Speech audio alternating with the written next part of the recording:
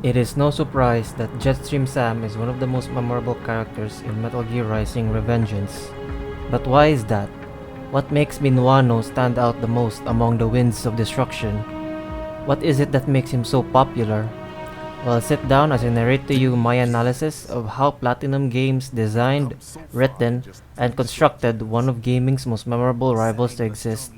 Welcome to the Making a Rival series. The will of a strong people.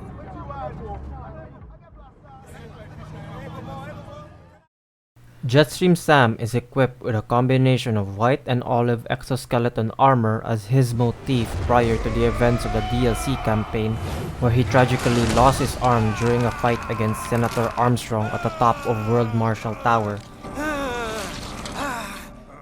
which then follows his design in the base game with an addition of a mechanical arm clad in black with red decals of Desperado's logo on it.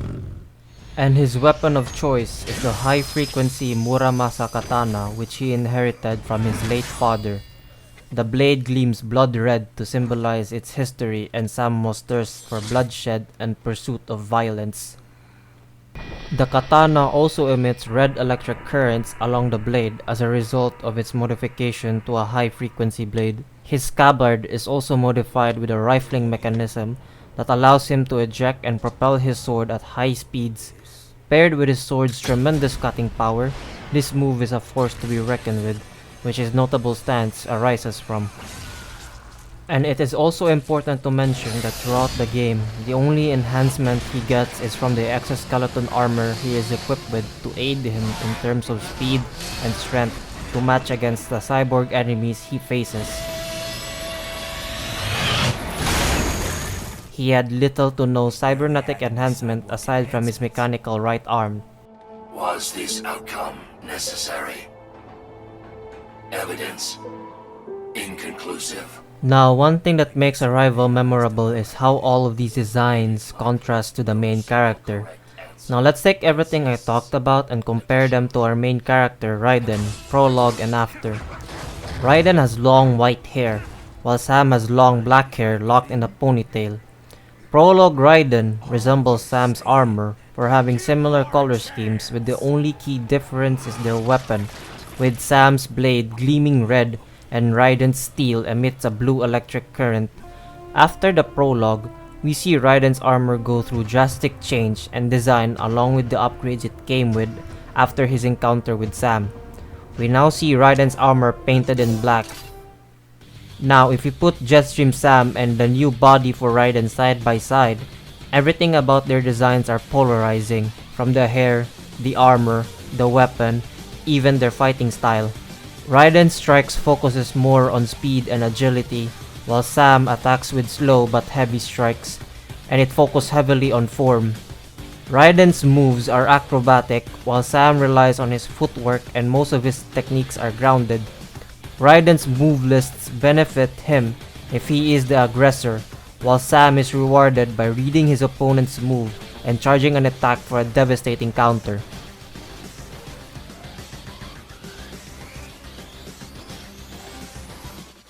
Now that we've covered the surface value of Jetstream Sam, it's time we cut deeper into his character by exploring his origin.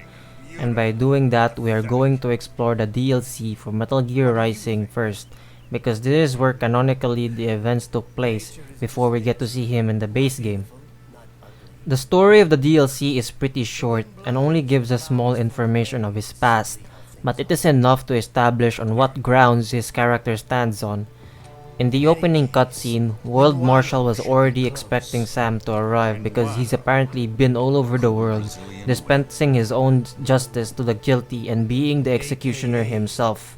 In a way, his sense of justice and beliefs mirror Raiden, but with one key difference. He only fights for himself, and he reveres the violence he inflicts, as opposed to Raiden's ideas where he fights for the weak and he must kill to protect them. This is further supported with his encounter against Blade Wolf. He pointed out the mere reason he lost was Wolf never had the resolve to jump into battles with his own will, but by being a puppet enacting the orders of someone, out of fear his memories would get wiped. You fight because you're forced to. I fight because I choose to. My design is flawed. Now. I am quite good, you know. But I...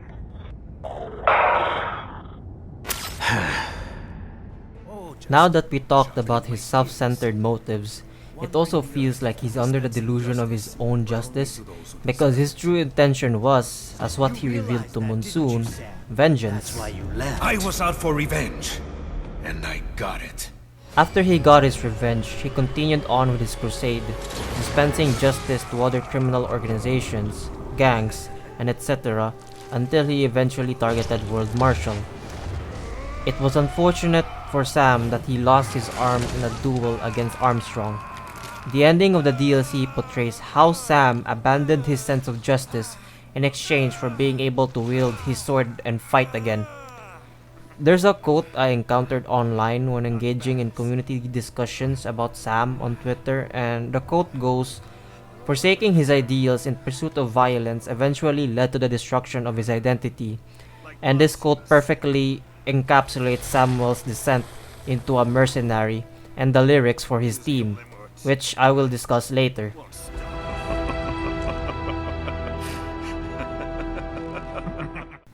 This is probably gonna be the highlight of the video because this is where most of us got our first impression of Sam.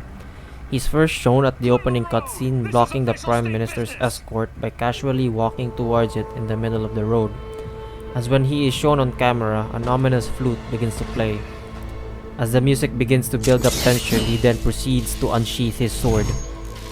While the music continuously builds tension or a sense of uneasiness, Samuel then inspects his sword, holding it at different angles, and as he sways it, the menacing sound of the electric current and vibration of the sword is enough to convey to the audience what kind of threat he poses.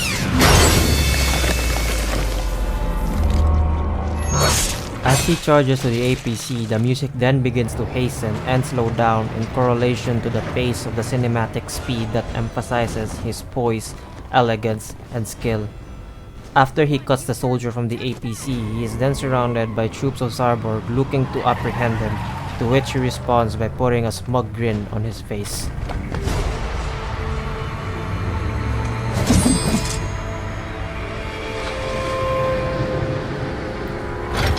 This is one of the perfect examples to introduce a villain. By putting their power levels high and demonstrating to the audience their exceptional capabilities is how you establish a powerful rival and automatically winning the player's respect. When I witnessed this scene for myself, my expressions were, wow, this guy is a badass, but also a threat. By acknowledging a rival's high power level, you are setting a benchmark for your main character's development and growth to overcome such a villain, in which Raiden does after his cybernetic upgrades, unlocking Reaper mode, This is my normal. My nature. and beating every single general in the Winds of Destruction. The next time we encounter Sam in the prologue is on the train where Sundowner executed Namani. As he makes his escape, he leaves us to be a toy for Jetstream Sam. He then confidently draws his sword and enters his fighting stance while challenging us, the player, to a duel. This section doubles down on the point I made a while ago on how to perfectly introduce a rival. In the opening cutscene, you witness Sam's incredible power level as he massacred troops of Cyborg with ease, but in this moment, you are going to fight the same beast that did all of that. I should point out that Sam is invulnerable during this fight, and the sequence will only progress if the player takes some amounts of damage from his attacks. The game literally caps your own power level just to get yourself beaten and demonstrate that Samuel is a superior swordsman, and you are forced to acknowledge the skill gap between these characters. This method isn't new in terms of developing a rival, but however, this method is effective. By forcing players to taste their defeat and displaying the rival in their sheer badass forms, which ultimately gathers our respect and acknowledgement, we actually look forward for the next encounter we will have against that character, and with the determination to overcome and succeed over our rival.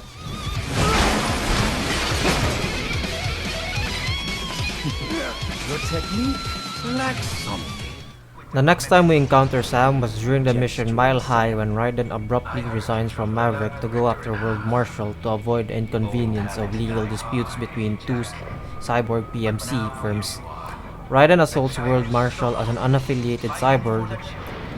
As Raiden makes his way into the building after leaving a trail of death, we are confronted by Jetstream Sam through numerous holo display monitors, further questioning our protagonist's ideals and beliefs.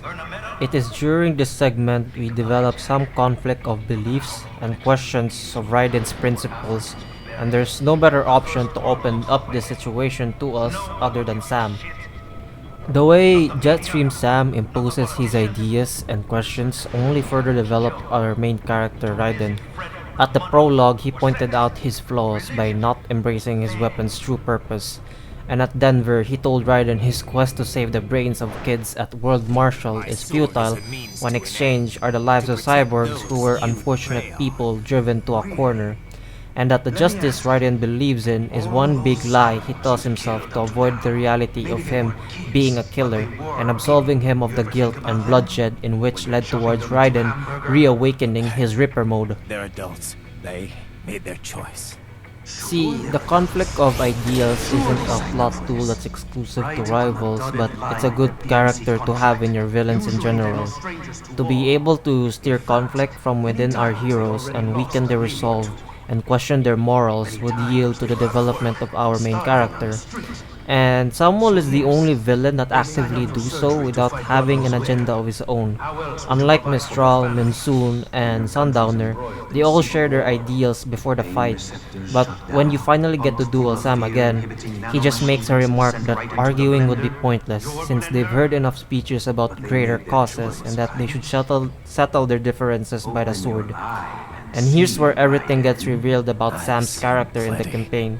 Not by his dialogues in cutscenes, but in the lyrics of his theme. Listen to them. What are you talking about?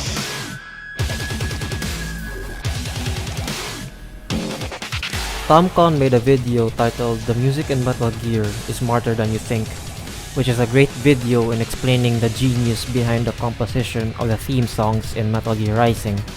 I won't go too in depth for the analysis in this section. I will primarily focus on the lyrics of the theme and how it perfectly explains Samuel's character. So without further ado, the song goes.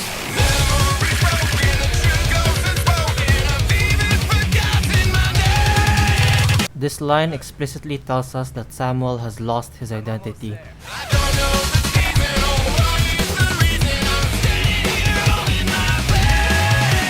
Sam lost his reasons, yet he still stands and fights.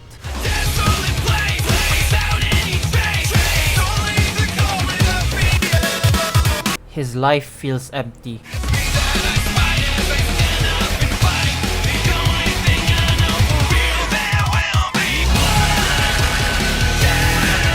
The only time he feels something is during the thrill of battle, and by doing the only thing he knows how. Despite feeling empty and meaningless, he reluctantly agrees because fighting is the only thing he knows.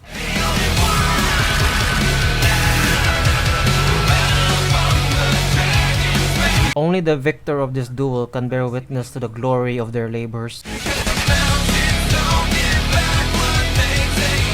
Even if he emerges victorious from the battles he experienced, Sam can never take back what he lost.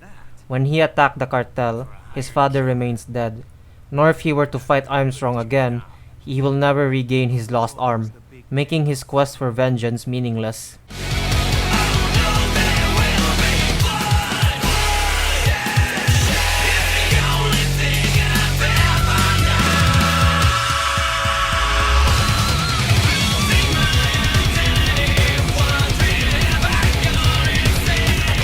He willingly abandoned his sense of justice back in the ending of the DLC for the sake of being able to fight again, because it's the only way of life he's known, which ultimately resulted in him losing his identity.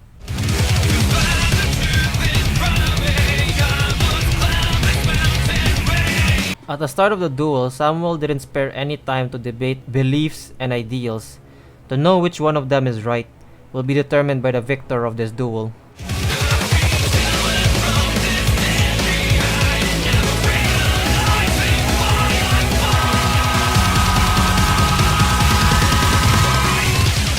At the peak of his power and long journey of bloodshed, he carried Desperado this far to realize their goal of world chaos, but he never questioned the purpose of his actions. He simply went along as long as he can fight, given his mechanical arm. Don't interfere. In this segment, we'll only be looking at the effects of his actions and influences. Two particular scenes we will look at is Raiden's battle with Armstrong and the post-credit scene of Metal Gear Rising. When Raiden was at the brink of his defeat, Wolf came to his aid. He then played an audio log of Sam's dialogue moments before Raiden arrived for their duel. Armstrong, which then responded with hints of Sam's insubordination during his time under Desperado. This basically supports my point that Sam was never 100% along with the other Desperado generals. Armstrong took away his arm. He lost the ability to fight. But Desperado was the only outfit that could provide it to him in exchange of abandoning his sense of justice. It is also very poetic that for the final fight against Armstrong, Raiden draws Sam's sword to symbolize Raiden finishing something Sam couldn't do. And Sam knows this, because he knows when he challenged Raiden, only one of them are walking out, and if he were to die, he entrusted his sword to Wolf, knowing that it will aid Raiden in his fight against Armstrong. And also in the post-credit scene, we can see Raiden on a call with Boris about Raiden not coming back to Maverick. And Senator Armstrong was right about the status quo would keep going because PMCs are in high demand once again, and that more brains would be harvested would lead to more cyborgs being forced to a war for the beliefs they don't believe in. Raiden ends the dialogue by declining Boris's invitation and with the line, "I've got my own war to fight," as he raises his weapon case. In this scene, Raiden has somewhat become like Sam, a vigilante vagabond that's out fighting for their own cause. And we have the DLC's opening cutscene to resemble it.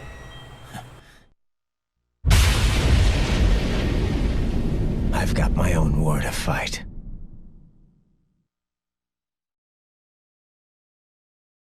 So, to summarize my analysis for Sam, he's a vengeful vagabond with a strong sense of justice who unfortunately lost his ability to fight. But since fighting is all he has known, he willingly abandoned his justice in pursuit of violence, which ultimately destroyed his identity. And when he met Raiden, they're practically both cut from the same cloth. Raiden has a strong sense of justice, but willingly evades from acknowledging the blood he spills. Sam had a strong sense of justice, perverted by his vengeance, and he lived by the sword. So when we get to see Raiden in the epilogue, I can't help but feel as if the two of their characters are blended into one. And also in that weapon suit case, we don't know for sure if he decided to keep Sam's sword. And it would have been awesome if it was, but anyway, it's up to the players to interpret that, and this was the conclusion I have drawn from that scene.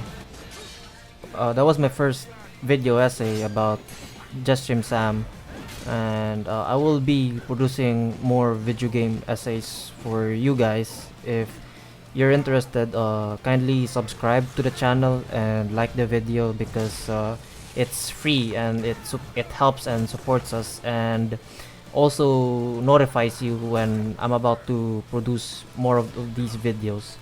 And let me know in the comments what kind of character or topics about video games you want me to cover next. And I really appreciate you guys taking this long. And that's it for the video, and I see you next time. Thanks.